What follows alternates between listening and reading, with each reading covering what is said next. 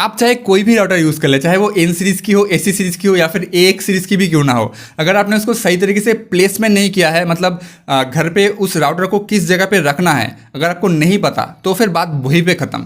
Because ना आपको अच्छा स्पीड मिलेगा और ना ही आपको एक अच्छा रेंज मिलेगा। हाय गाइस, मेरा नाम है शुभजीत और स्वागत करता हूँ आप सभी का एक और ब्रांड न्यू वीडियो में। तो पिछले वीडियो में मैंने आप लोगों को बताया था कि आपको एन सीरीज़ में इन्वेस्ट करना चाहिए या फिर एसी सीरीज़ राउटर्स में। तो राउटर लेने के बाद बहुत से लोग ऐसे हैं जो लोग मुझसे क्वेश्चन करते हैं कि भाई जो एक्सपेक्टेड रेंज अब मुझे मिलना चाहिए था वो मुझे नहीं मिल पड़ा, तो व्हाट शुड आई डू। तो जो अभी तक मैंने एक्सपीरियंस किया है दैट इज़ लोग राउटर को ठीक तरीके से प्लेस नहीं कर पाते, मतलब कहीं पर भी वो लोग राउटर को छोड़ देते हैं। So it should not be done like this. तो अगर आपको भी अपने राउटर से मैक्सिमम पोटेंशियल चाहिए, मतलब full speed and full range जितना भी हो सके वो चाहिए, तो उसके लिए आपको राउटर कैसे काम करता है वो थोड़ा सा समझना पड़ेगा। सो बहुत ही ईजी है। एक राउटर में आपको एंटेनास मिल जाएंगे। तो बेसिकली दो तरीके के एंटेनास अभी तक है, एक है 2.4 गीगाहर्ट्ज़ पे काम करता है और एक है 5 गीगाहर्ट्ज़ पे काम करता है, और दोनों ही बैंड एक ही प्रॉपर्टी में काम करते हैं, वो है इलेक्ट्रोमैग्नेटिक फील्ड। कोई भी राउटर छोड़ता है, ठीक है। और इलेक्ट्रोमैग्नेटिक फील्ड जो है वो जितना दूर जाता है उतना ही उसका फ्रीक्वेंसी घटता रहता है। सो एक स्ट्रॉन्ग नेटवर्क पाने का सबसे इजी तरीका है कि आप राउटर के बिल्कुल पास बैठ जाओ, चाहे वो और कोई भी डिवाइस हो, चाहे वो स्मार्ट टीवी हो, वाईफाई के through. I am talking about only wifi, ठीक है। तो राउटर के पास बैठ जाओ, चाहे वो मोबाइल हो, लैपटॉप हो या फिर स्मार्ट टीवी हो, तो फुल जो पोटेंशियल है वो आप राउटर के जितने पास रहोगे वो आपको फुल पोटेंशियल दे पाएगा।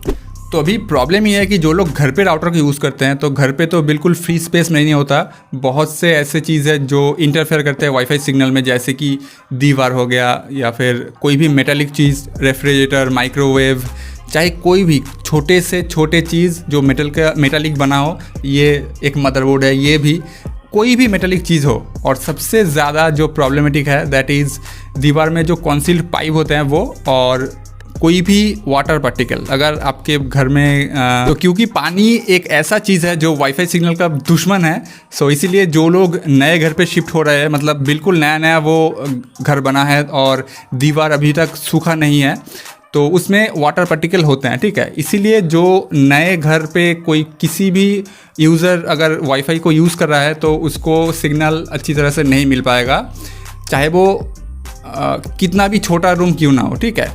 क्योंकि वाईफाई सिग्नल जो राउटर से निकल रहा है वो पानी जब होता है तो वो बिल्कुल निचोड़ लेता है वाईफाई सिग्नल को, ठीक है। तो अगर आप एक नए घर पे शिफ्ट हो रहे हो तो ये बात ध्यान रखना कि आपको वाईफाई सिग्नल उतनी अच्छी तरह से नहीं मिलेगा। लेकिन टाइम टू टाइम जब वो वाटर धीरे धीरे इवापोरेट होता रहेगा देन आपको ठीक ठाक सिग्नल मिल सकता है। सो इसके बाद आता है, अगर आपके घर पे किसी भी शाइनिंग मटेरियल हो, मतलब चाहे वो एक चम्मच ही क्यों ना हो, अगर उसमें जो मटेरियल है वो बिल्कुल वाईफाई सिग्नल को रिफ्लेक्ट करने की क्षमता रखता है, तो फिर आपको प्रॉब्लम हो सकता है, चाहे वो एक चम्मच ही क्यों ना हो। बिकॉज चम्मच से भी आपका वाईफाई सिग्नल थोड़ा सा इंटरप्ट हो सकता है, लेकिन उतना ज़्यादा नहीं होगा ऑब्वियसली।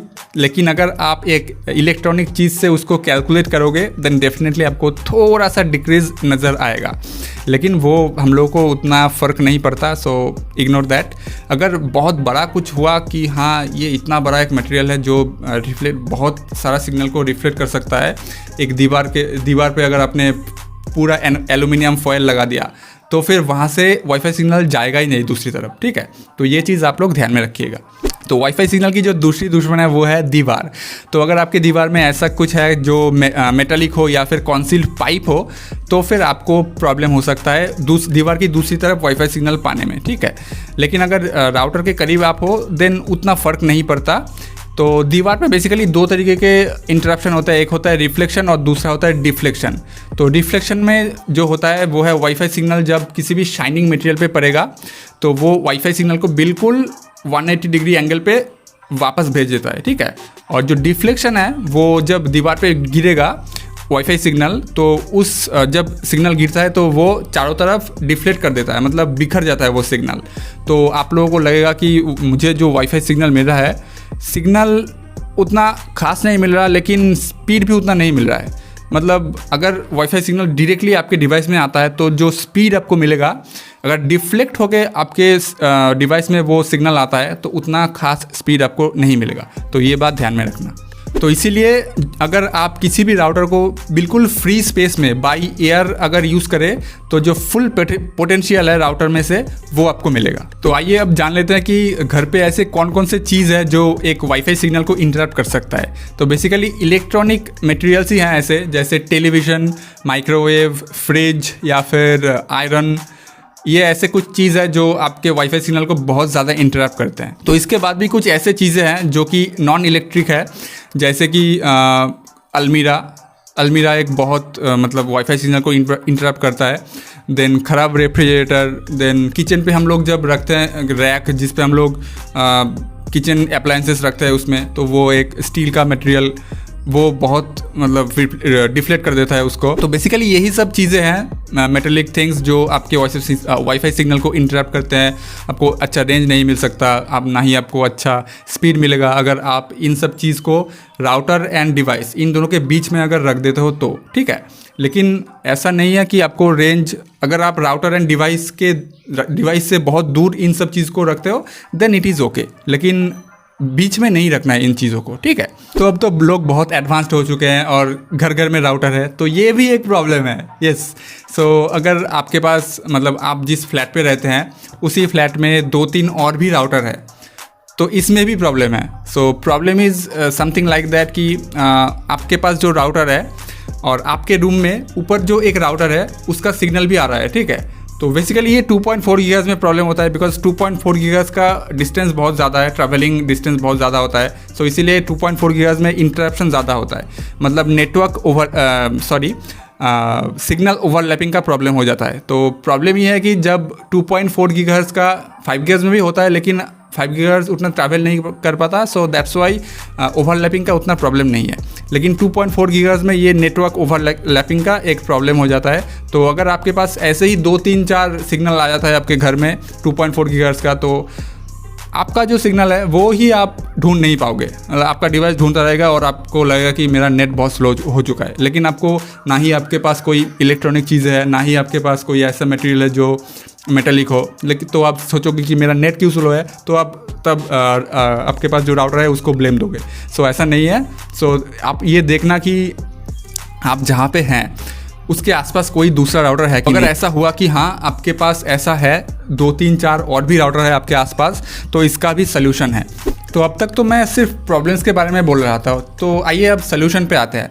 तो हम लोग सबसे पहले जो चीज़ कर सकते हैं वो राउटर को कभी भी हम लोग किसी भी कोने में नहीं रखेंगे, चाहे वो दीवार का कोना ही क्यों ना हो, या फिर बहुत से लोग ऐसे हैं जो लोग कंप्यूटर डेस्क में रख देते हैं। हाँ, अगर आपका कंप्यूटर डेस्क जो है उसमें अगर कोई भी इलेक्ट्रॉनिक चीज़ नहीं है तो फिर आप रख सकते हैं, लेकिन अगर उसमें इलेक्ट्रॉनिक चीज़ हुआ तो फिर उससे दूर रखिए। बहुत से लोग ऐसे हैं जो लोग कंप्यूटर डेस्क में CPU देन मॉनिटर ये सब रखते हैं और उसके साइड में ही, बिल्कुल साइड में ही राउटर को प्लेस करते हैं। सो वहीं पे राउटर का जो उस मॉनिटर के उस पार जो सिग्नल जाने का क्षमता था वो वहीं पे ख़त्म हो जाता है, ठीक है। सो हम लोग ऐसा नहीं करेंगे और राउटर को बिल्कुल हम लोग ट्राई करेंगे कि घर के बीच में रखने की, ताकि घर के चारों कोने में वो सिग्नल सही तरीके से पहुंच पाए। और ऐसा अगर कोई पोजीशन हो आपके घर में कि राउटर अपने एक जगह पे रखा और उसी राउटर में से आप जितने भी आपके घर के दीवार है, मतलब दीवार नहीं, डोर है, डोर को आप देख पा रहे हो, तो वही जगह राउटर के लिए सबसे बेस्ट है। तो डोर से वो सिग्नल सही तरीके से जा सकता है, ठीक है। लेकिन अगर आपने दरवाज़ा बंद कर दिया तो वो बात अलग है, लेकिन अगर ओपन हुआ, ओपन एयर में राउटर सबसे ज़्यादा बेस्ट काम करता है, ठीक है। तो ये बात सबसे ध्यान में रखने वाली चीज़ है कि अगर आपने राउटर को ब्रीदिंग स्पेस दिया देन वो राउटर सबसे ज़्यादा मैक्सिमम पोटेंशियल पे काम करना स्टार्ट कर देगा। तो पहला पॉइंट ये है कि हम लोग राउटर को किसी भी इलेक्ट्रॉनिक चीज़ के सामने नहीं रखेंगे।